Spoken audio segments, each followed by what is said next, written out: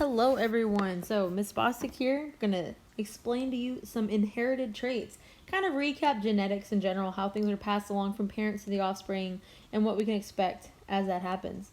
So where do we find these genes that we have?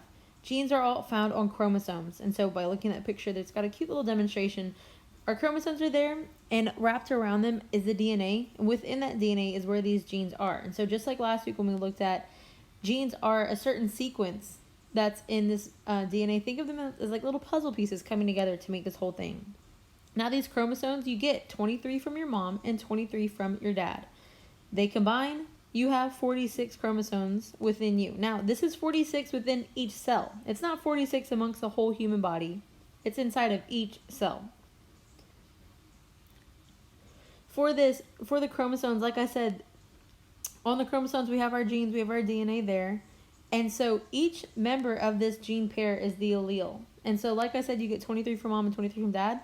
That means that looking at the picture on the top right side shows you how one allele could be dominant, one allele can be recessive. All right, they match up. Now these alleles, they determine what the trait would be. Okay, remember, genes determine your trait.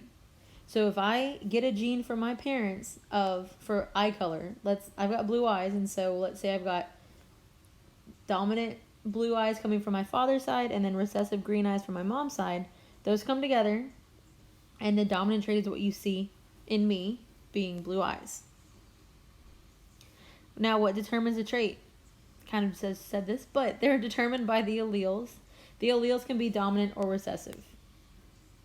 And so remember, the only time that you're able to see a recessive trait is if both of the alleles are recessive themselves, meaning that they're both lowercase. Now, it doesn't mean that the dominant allele is always more popular than the other, but it can be shown more easily than recessive.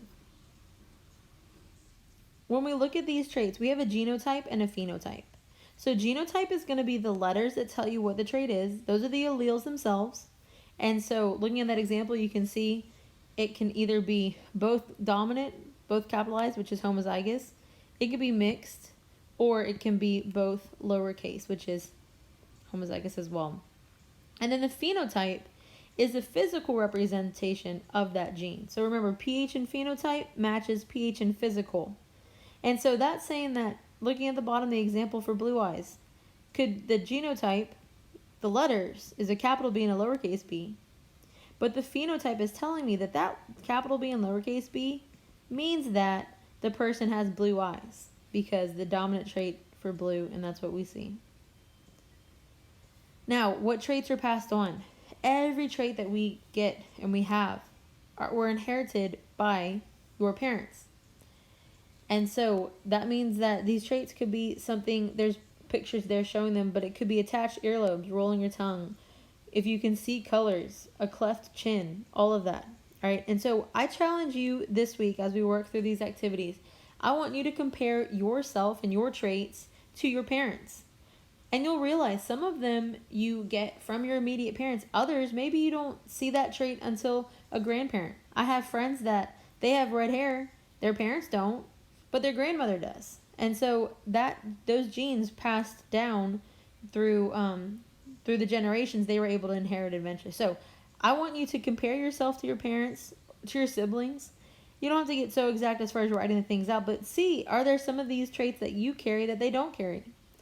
And report back to me. I kind of want to hear your inputs on that part.